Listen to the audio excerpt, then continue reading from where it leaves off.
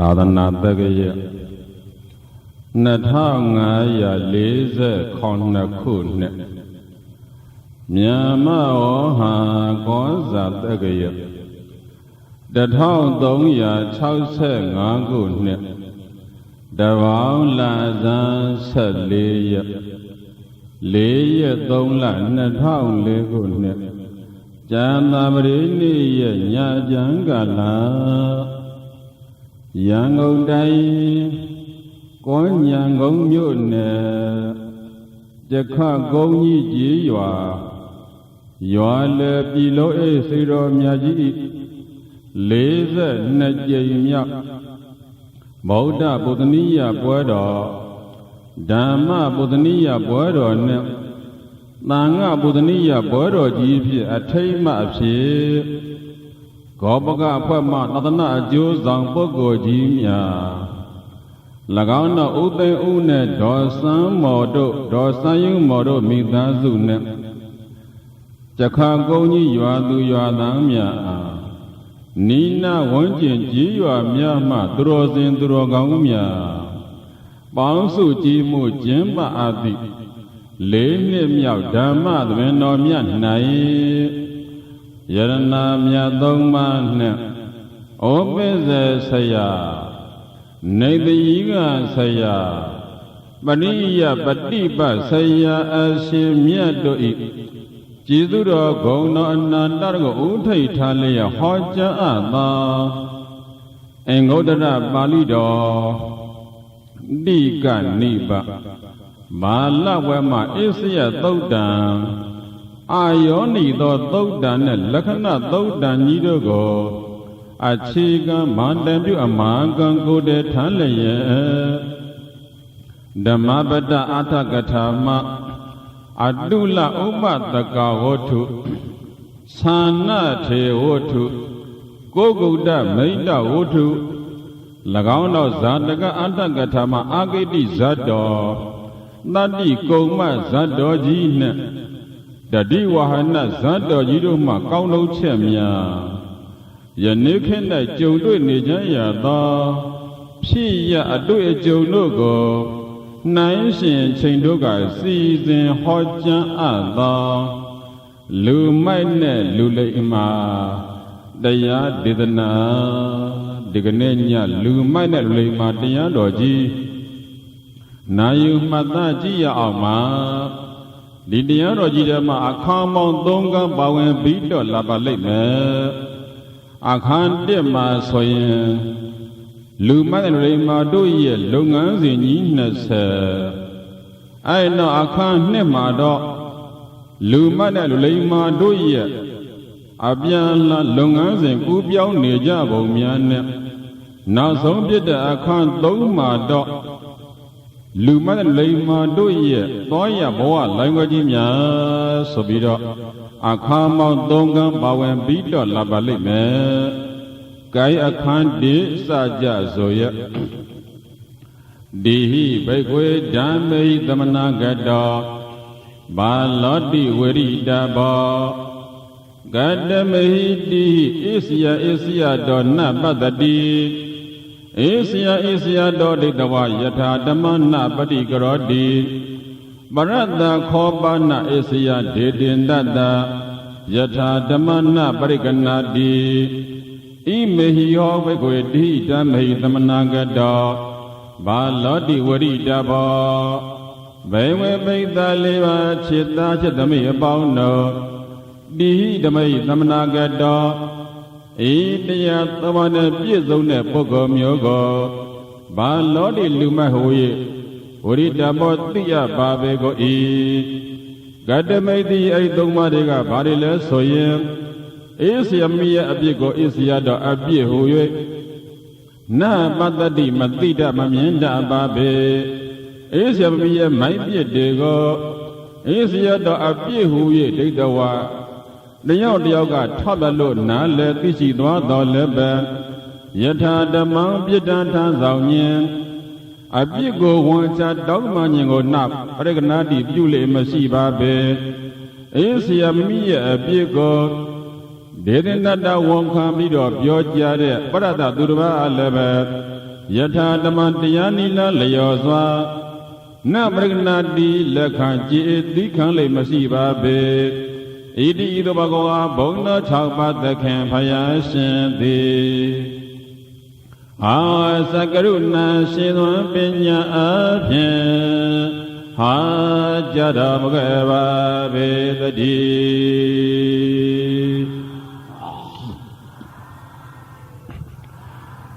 Baragano Lumaye Lungas in Nampatica Valley Sra Lumaha Go Manidago Maluma Mama Madibo Alam Biaji Malo Mama Diela Do Lodamia Amang Logi de Tini de Asia Donna Patadi Ella Lumaya do Lodamia Agolo Amang Logi Do ye Biche and Nasa Ama you and Deyasa Beha go manga lutamia manda limela Bedo ma dumda le masibo Do lutamia ahma loji de betine Daga lumaye lunganzin Lulimanga yao mia Lulimaya do gogo amie dan dumda nide Ngabyoda mama mala Elo dumda nima lulima Dragano Mane Iyagata Miena Tibido Ayenzo Amia Bago Jijabale Mama Jijabula Alam Bioji Mama Jijabula Manjida Bayo Jidado Lajen Lo Jida La Gomiena Ma Umedi Barimia Bijani Mala Lo Goye Apigo Jijada Bago Jibale Miena Mama Dore Bisoni Malabo Era Yogo Piena Along Bioji Bago Pienado Era Yolago Pienijada Seila Yola Ella Netwe Bella Mia Piena Boye Yola Piena Jaya Abe Say Ella Piema Nibane Yola Tate Yellow Aji, a Berjali Mere, Bioji, Berjamere Ada Babiamele, say a lago Biame, Bagabia Rinya Homaga, Lumaye Lungas and Nase, Lulimaye Lungas and Nase, so that Diaroji, Alosi Liado, the god the Wago at this and Nuse, Allah Hobo, a Chimulavo. Aye, the Aquajama, Adole, Nuze, Jobime, Gai Target, Longas, and the Lausoyen, Lola B, get all Longas and Ne, Anaga Bales, Asia, dot Datewa, Yeta the Mana, Padigadodi, Lumai Sura, do ye a bigo pedoma, won't can leave Masibo, the Alabioji, a big Wakanyala. Abigo Berama, Wakamu, Amago Berama, Hong Kong Le Masibo, Amienda Sini Cambido Ninsan that day, that Lumaye Lungan, Laymanga dot, the Galo do Malo see, do ye a Mago Mian a Jode a Jout and Top Jalaye, go Mago, Hong Kong Le Little She there, Laymaga, Lumaga Wakayala. Dragano ka alo da ku phoni le ye atang ko be nan ga thwat nida le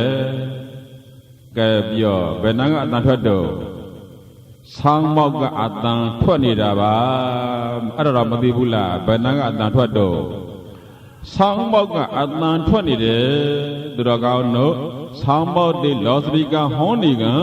thwat de atang ni ko Dragao do jan ni ja ya da I don't put that Salmoka Bello Allow Bena video Toja de The girl Salmogo to a 20 miles or a term of Bama Bisiga Gigi Paramavo The Chagila Lucian Samoya Shima Hala Segu Kapiali Tayu Do ye Nama None like the door Do a lot Shima there Any Salmo Atlan 12 now Amplifier Gidi နောက်ပြီးတော့ချဲ့ဘုံတွေပို့ဆက်တွေမီးအားမြင့်ဆက်တွေမီးအားထိန်တဲ့ဆက်တွေနောက်ကမီးဆက်တွေအဲ့လိုနောက်ကအင်းနဲ့အားနဲ့အများကြီးလှုပ်ရတာနောက်ကအင်းအားတွေအလုံးလုံးလိုက်မှဆောင်းမောက်ကလေးကအတန်ထွက်မလာဘူးလားအဲ့တော့အများစုထင်တာကဆောင်းပါလို့သူ့အရေးပေးကြဒါကတော့ဆောင်းမောရဲ့လုပ်ငန်းဘာမှမရှိပါဘူးနောက်ကပစ္စည်းတွေရဲ့လုပ်ငန်းအဲ့လိုပဲလူမှလည်းစိတ်က2မျိုးရှိမယ်တဲ့စိတ်ကဘယ်နှမျိုးတဲ့အပြင်စိတ် conscious mind လို့ခေါ်တယ်အပြင်စိတ် conscious mind အဲ့ဒါကိုသိစိတ်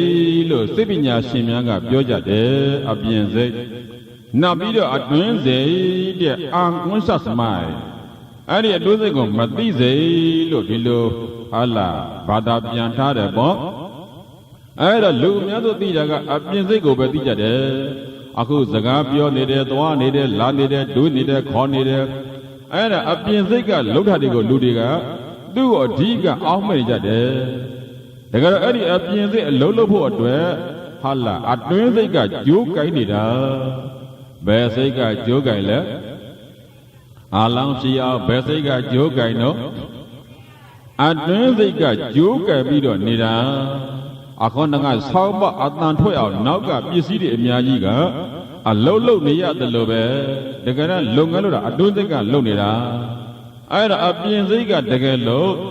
မှားတော့ကိုဝန်မခံလိုက်ဖို့ဆိုရင်အတွင်းစိတ်ကလည်းအဲ့ဒီမှားတော့ကိုဘယ်တော့မှပြင်ပြီးတော့မပေးတော့ဘူးအတွင်းစိတ်ကမပြင်ပေးရင်ပြင်စိတ်ဟာဆက်ပြီးတော့မှားနေမှပဲဒါကြောင့်မှားတော့ကိုဝန်ခံလိုက်ခြင်းအပြင်နောက်ထပ်အဲ့ဒီမှာနောက်ထပ်မတွေ့ရတော့ဘူးထပ်ပြီးတော့မကျူးလွန်မိတော့ဘူးတရားကောင်းတို့ဒီနေရာဖြတ်မေးလိုက်အောင်မဲ့ဘုန်းကြီး2ပါးဟာလာဆောင်းကြောက်ထိုင်ပြီးတော့ရှေ့ကမထေကြီးနောက်ကမထေငယ်လေးကလက်ချီပြီးတော့တွတ်တွတ်နဲ့ပြောနာတွေ့ဘူးကြလားဟောမေးလည်းမရတွေ့ဘူးကြလားတွေ့ဘူးပါတယ်အဲ့ဒါရွာထဲမှာဘာပြောတော့အာပဖြေတာတဲ့ရွာထဲဘာပြောပါလဲအာမဖြစ်တယ်လို့ပြောနေကြဘုန်းကြီးစကားနဲ့ပြောရင်တော့ဒေသနာကြားနေကြတာအဲ့ဒါကိုမြန်မာလိုရှင်းအောင်ပြောရင်တော့အပြစ်ကိုဝန်ခံနေကြတာတဲ့ပြောကြည့်ဘာဝန်ခံတာတော့အာလာဟောမထေကြီးကလည်းပဲအာဟုသောသဗ္ဗအပတ္တိယအဘိကရောမိငါရှင်တဲ့ငါတော့ဒီကနေ့အပြစ်တွေလှုပ်ထားမိတယ်သူကအပြစ်ဝန်ခံလိုက်တာအဲ့တော့မထင်ကလေးလဲသာရုဘာတွေသာရုကောင်းတဲ့ဘုရားရှင်ပြခုလိုအပြည့်ဝန်ခံတာအပြန်အလှန်ကိုအပြည့်ကိုဝန်ခံရတာအဲ့လိုအပြည့်ကိုဝန်ခံလိုက်ရင်နောက်ထပ်အဲ့ဒီအပြည့်မျိုးကိုထပ်ပြီးတော့မကျွန်းလုံးမှုရအတွင်းစိတ်ကပြင်လိုက်မယ်စိတ်ပါလက်ပါဝန်ခံရင်ပေါ့အဲ့လိုဝန်ခံတဲ့အချိန်နောက်ပိုင်းမှာဝန်ခံလိုက်တဲ့ချိုးအပြည့်တွေဟာနှံ့သွားတယ်တဲ့ဘာဖြစ်တော့အပြည့်ဟာဆက်ကြီးထွားသေးသေးလားမကြီးထွားပဲနဲ့အပြည့်ဟာနှံ့သွားတယ်ဘိဒ္ဓဖြည့်ကြီးရအပြည့်ဘလို့နေတော့လူနဲ့လည်းဖြည့်ကြပါဖုံးညက်နဲ့လည်းပဲကြိုးစားဟောပါမယ်ကဲအပြည့်ကဘလို့နှံ့မသွားဘူးလားအပြည့်ဟာနှံ့သွားတယ်တချို့အပြည့်တွေကပျောက်သွားတာတဲ့မပြောက်ဘူးလားကြည်ပါလားတရားယုံမှာကြည်လိုက်ပါလားဟောလားတရားယုံတို့ရဲဌာနတို့မှာအပြည့်ကိုရှိလားမရှိလားတို့ကမေးတယ်အပြည့်ရှိပါတယ်ဒီအမှုဟာလာကျွလွန်မိပါတယ်လို့ဝန်ခံလိုက်ရင်ပထမဖြောက်ကျဲအဲ့လိုဖြောင်းကျက်ပေးလိုက်ရင်အပြည့်ပုတ်မဟာရပ်သွားပြီတချို့အပြည့်တွေကဝန်ခံလိုက်ခြင်းအဖြစ်တရားယုံမှာမိုက်ပြစ်လောက်ပဲအဘိခံရတယ်ဒါကြောင့်အပြစ်ကိုဝန်ခံတာသည်လူလိမ္မာရဲ့လုပ်ငန်းတဲ့ဘာရဲ့လုပ်ငန်းတော့လူမိုက်တွေကအပြစ်ဝန်ခံရလားဝန်မခံပါလူမိုက်တွေကဘယ်လိုတွေးလဲဆိုတော့ဝန်ခံတာဟာအညံ့ခန္ဓာပဲလို့သူတို့ယူဆကြတယ်အဲ့တော့ကိုယ့်အပြစ်ကိုဝန်ခံတာအညံ့ခန္ဓာပဲကိုယ်ညံ့ဖြင်းကြောင်းလူသိအောင်လှုပ်တာပဲလို့ဒီလိုပြောင်းမြတွေးခေါ်တွေတွေးကြတယ်။ကိုင်းထားခဲ့တာလုပ်ငန်းစဉ်နဲ့လူမိုက်ပြီးဘယ်တော့မှအပြစ်ကိုဝမခံမှုအဲ့လိုဝမခံလို့အမှားကိုစက္ခာမှားနေလိမ့်မယ်။ကိုင်းထားခဲ့လုပ်ငန်းစဉ်တော့ လုံငါးစဉ်သုံးကဘာလဲဆိုတော့လူမိုက်ဆိုတာတခြားတယောက်ကအမှားတွေများကျိုးလွန်လို့လမ်းပြီးတော့သူ့စီကိုဝန်ချတောင်းပါပြီတီးခံဖို့ကြည်အေးဖို့အဲ့လိုတောင်းပန်တော်လည်းပဲတဲ့လူမိုက်ကဘယ်တော့မှအဲ့ဒါကိုသီးခံလေးကြည်အေးလေးခွန်းလို့လေးမရှိဘူးအမြဲတမ်းအာဃာတနဲ့ရံညိုးဖွဲ့တယ်လူမိုက်ဒီဘယ်လိုတဲ့အလုံးပြောဘယ်လိုတဲ့ရံညိုးဖွဲ့တယ်အလုံးထပြောဘယ်လိုတဲ့ဘုန်းကြီးကတော့မေးလို့မဖြစ်တော့မဖြစ်မချင်းထမေးနေမှာဟုတ်ကလားဂိုင်းဗါတဲ့ရံညိုးဖွဲ့ဘူးလားတော်ကောင်းတော့လူလိမ္မာကတော့အဲ့လိုမဟုတ်ဘူးသီးခံမှလို့တစ်ဖက်လူကတောင်းမှရင်ဗါတဲ့ရံသူတောင်းမှလက်နဲ့ချရင်မလိုရသေးတော့ကြည်အေးရသေးတာပဲသီးခံခြင်းတရားခွန့်လွတ်ခြင်းတရားရှိတယ်လူလိမ္မာပညာရှိတယ်လူမိုက်တွေကဘယ်တော့မှသီးခါနာခွန့်လွတ်တာမရှိဘူးအမြဲတမ်းရံညိုးဖွဲ့တယ်အဲ့ဒါပေါ်တနေ့ရောက်တော့ယသိနှစ်ပါးတပံကဘုရားအလောင်းယသိကအငယ်ပေါ့ဒီဝနအလောင်းယသိကြီးကအသက်ကြီးနေရှာပြီရွာတူရန်ရောက်လာကြတယ်အဲ့ဒီညာရွာရဲ့အပြင်ဘက်ကဇေယျမှာသူတို့နှစ်ယောက်တဲတယ်တဲလိုက်တော့အသက်ကြီးတဲ့ဒီဝဒအလောင်းယသိကြီးကစဉ်းစားတယ်ပေါ့ငါကအသက်ကလည်းကြီးနေပြီညမြန်မတော်တဆဟာလာအပေါ်ပန်းသွားကြည့်ရင်သွားလို့လွယ်အောင်ငါအဲ့တော့လှေကားရင်နှမ်းမှာအိတ်မယ်တဲ့ပြောလိုက်ဘယ်နှအိတ်မလဲဒါနဲ့ယသိကြီးကလှေကားရင်မှာအိတ်လှေကားရင်မှာအိတ်လိုက်တော့အိတ်တဲ့ခါတော့တွေးသေးတယ်လှေကားဘက်ကိုခြေတော်ထားအိတ်ရမလားခေါင်းထားအိတ်ရမလားထကျင်တဲ့ခါလွယ်အောင်ငါလှေကမ်းဘက်ခေါင်းထားပြီးတော့အိတ်မယ်ထုံးစံကဘယ်လိုတော့အများအပြားလှေကမ်းဘက်ခြေတော်ထားအိတ်ရမှာအဲ့ဒါထုံးစံတိုင်းမိဖက်နဲ့သူကလှေကမ်းကြီးကိုခေါင်းထားပြီးတော့နံရံဘက်ခြေတော်ထားပြီးတော့အိတ်ဘုရားလောင်းယသိလေးကဇင်ရကြီးရဲ့အထက်နှန်းထီအောင်အိတ်ရတယ်ညကလည်းကြေရောင်လောက်ပဲရှိလက်ကလည်းမိုက်နေတာပေါ့ဒါနဲ့ညသကောင်ကြောတော့ဖျားလောင်းရသေးလေးကအိယာကနိုးလာပြီးတော့အပေါ်အပါသွားခြင်းပြီရသေးကြီးညနေကသူလှေကမ်းရင်မှအိတ်နေတာတကယ်လို့ငါဟာလာနံရံဘက်ကသွားလိုက်ရင်တော့ငါခေါင်းတက်နင်းတော့မှာပဲအဲ့တော့လှေကမ်းရင်ကကတ်သွားရင်တော့ခြေနောက်ဆိုရင်တော့တော်သေးတယ်ဆိုပြီးတော့ဘုရားလောင်းရသေးကလှေကမ်းရင်ကဖြတ်သွားပြီအဲ့တော့ခေါင်းတက်နေမိပါလေရောဘာတက်နေမိတော့ခေါင်းလည်းတက်နေရောဒီဝရယသိဒေါ်တွေကောက်တော့ဘာလဲမင်းဘာလဲငါနေရသလားဘာလားပေါ့အတင်းဒေါ်တွေကကာနာဖျားလောင်းယသိကတောင်းမှနဲ့ယသိကြီးရဲ့ခွန့်လွတ်ပါအကျွန်ုပ်မသိလို့ပါထုံးစံကလှေကမ်းဘက်မှာခြေတော်ထအိတ်တဲ့ထုံးစံရှိတော့ခြေတော်ဘက်ကဆိုပြီးတော့အကျွန်ုပ်ဖြတ်မိတာပါခွန့်လွတ်ပါဘောအတင်းတောင်းမှနဲ့ဟေ့ဘာလဲမင်းရဲ့ခေါင်းကမိုးကြိုးရှိစိတ်ခွဲပြလိုက်ရမလားတဲ့ယသိကြီးကတကိုးကြီးတယ်ယသိကြီးကတကိုးကြီးတော်လည်းပဲသူ့တဲ့ယသိငယ်ကပို့ပြီးတော့တကိုးကြီးပါသေးတယ်ဒါနဲ့ယသိလေးကတောင်းမှလို့မရတော့လေကားဘောကနေဆင်းပြီးတော့အပေါ်ပန်းသွားပေါ့လေယသိလေးလည်းစဉ်းစားယသိကြီးကစဉ်းစားဒီကတခါပြန်တက်လာအောင်မှပဲငါသာလှေကမ်းရင်ကိုခေါင်းထအိတ်တော့သူငါတက်နေအောင်မှပဲကဲငါပြောက်အိတ်မယ်ဒါနဲ့ယသိကြီးကဒီတခါတော့ဟုတ်လားလှေကမ်းပဲခြေတော်ထားပြီးတော့ခေါင်းကိုဘယ်ထားတော့နံရံဘက်ဘယ်ထားလိုက်တော့သူကအဲ့လိုပြောက်အိတ်လိုက်ပြန်ပြီအိတ်လိုက်တော့တခါယသိလေးကတက်လာတယ်ခုနတုန်းကယသိကြီးကလှေကမ်းရင်မှခေါင်းထားအိတ်ငါလှေကမ်းရင်ကတဲ့ရင်တော့ခေါင်းထားတက်နေအောင်မှပဲကဲငါခြေတော်ဘက်ကသွားမယ်လို့နံရံဘက်ကသွားပါလေရောတခါအဲ့တော့ဘာတက်နေမိ Gong ten nimibia yo. Era gong le ten nimi deji dori ka bale menga nakasi binena. Yadeji ye koloba yadeji ya konanga. Liga be gong tha ilo didika liga be ka tayeno gong go nema solo naya be ka lagada ba matilo ba bo. Hey bale miye gong ngam mojo shite kwabele ya mala ta jingwa de bo.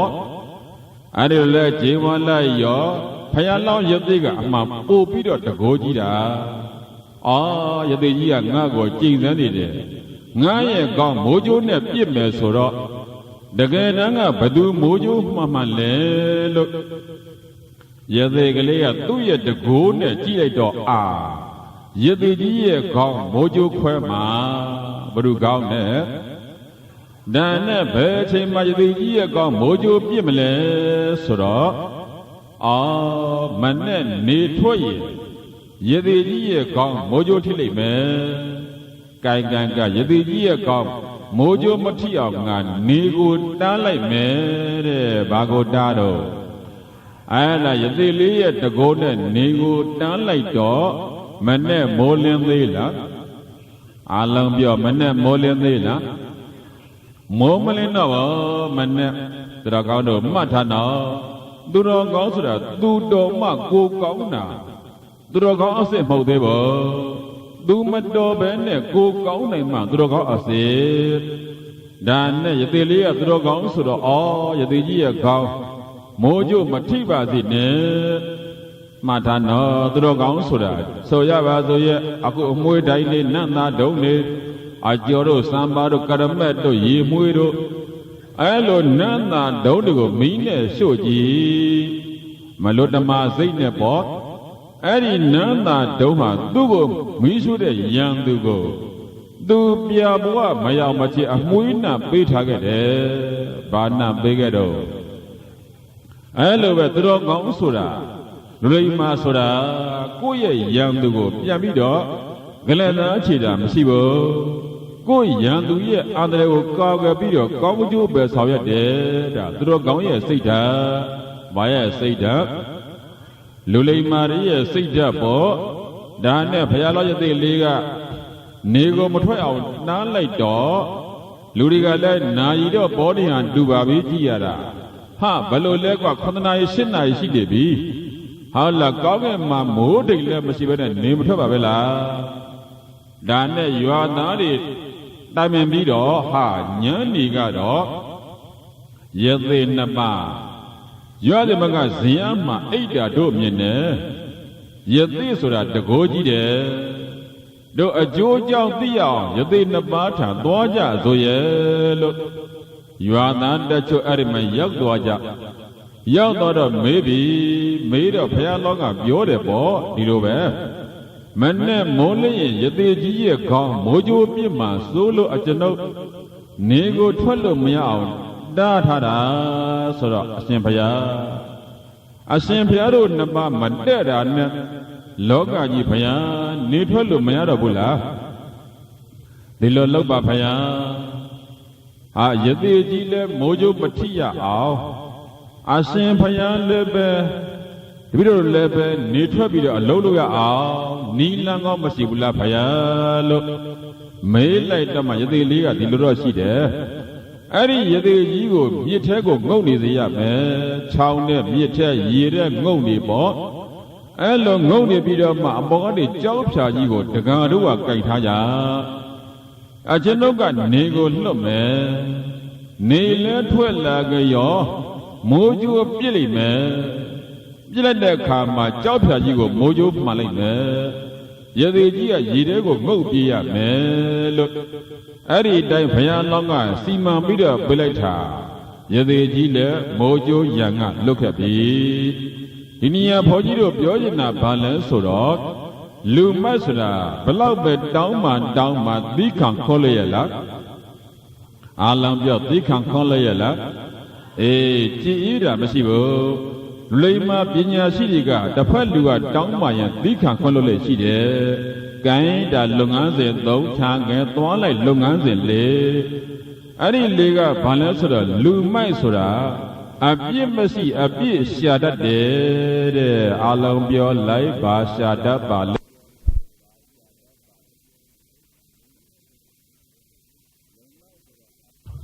lumai sura abye masi abye shadat de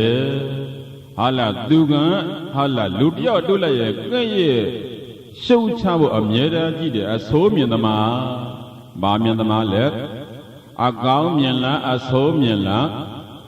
Dodata weza menjita atno bana dodata vareta ito weza ni apu nadi yata buddha adano bana sadidi kalewa gita wa tatha mewe baita lewa chitra chatami pauno yomagala ajin bogo tazon liao di adano mi weza bana abhigoga Dodata myenai geja ababego in Inyitan the Chatruya Wizambana Abhigoga Dodata myenwe jababi Dobagla Adi Bogo Myodi Buddha Poerigo Apunadi Yata Lima Lemyobi the Gedo Dobagla Lumai Myodi Wizadi Bana Brizabada Wizani Bana Abhidogoga Apunadi the Bolele Shawi Yoda Jababi Adanamidoye, wisdom bana abigoga, sadly liwe pogwe dababi,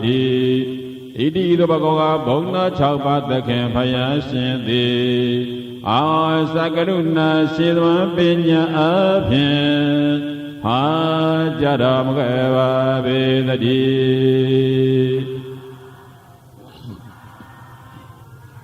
Dragano Luma Sura, go Bigo, Amieda Pongwede. Go ye a bigo pombido, Tumia be out a bimasi, a bishade, Balo Bale, a bimasi, a bishade, Dragaro, Yigan Yidema, Morigo Masibula, Daipa digo Masibula, Yiji Yidangosila Masibula, Yiji Yigan Yidani Leside, Ouchigo Nati, the Shombo digo Masibula. Elo Gauna ne Magauna Sido Diga Niha Mori Daibade Side Yiji Tango Makai Bruna Mano Makadu Nama Po Alo Pi Bruna Male Alon Tapia Brunin Namale Makadu Nina Mapo Ida Bana Loja Male Yiji Yita Loji Adi Mori go Bego Pebbilai Pabido Kaya Mayana Mula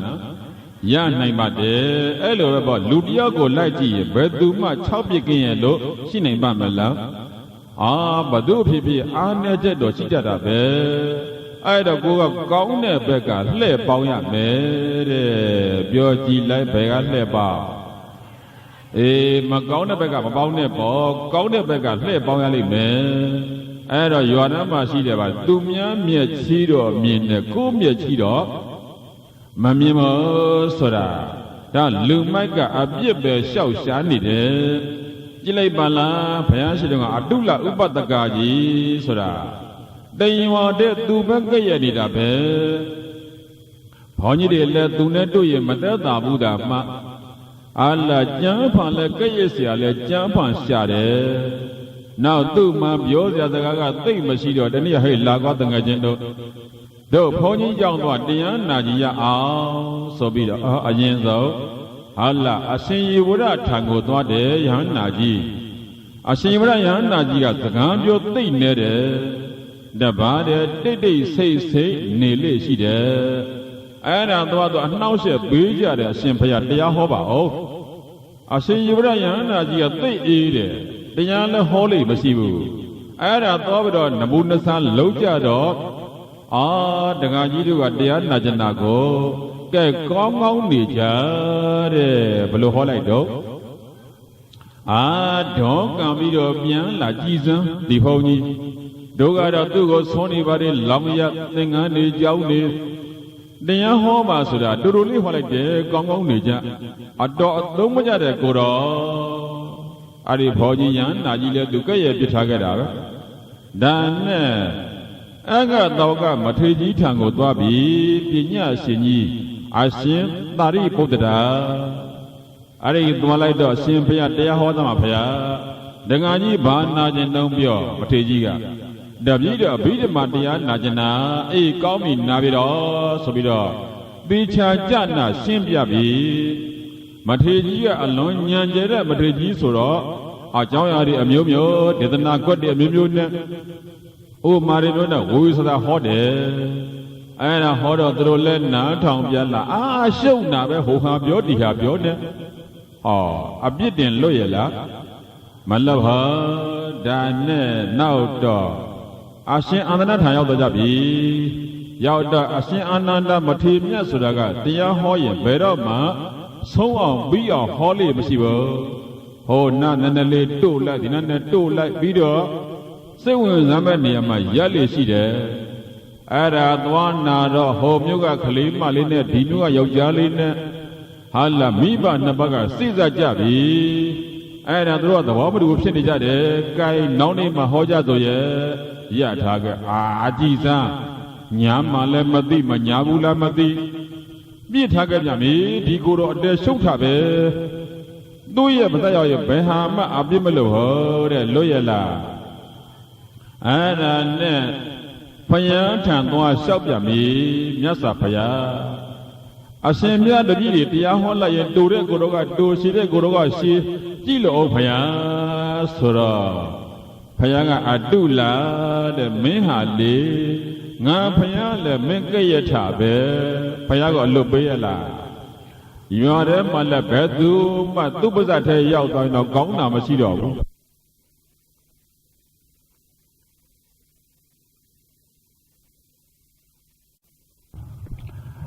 大的那这个也。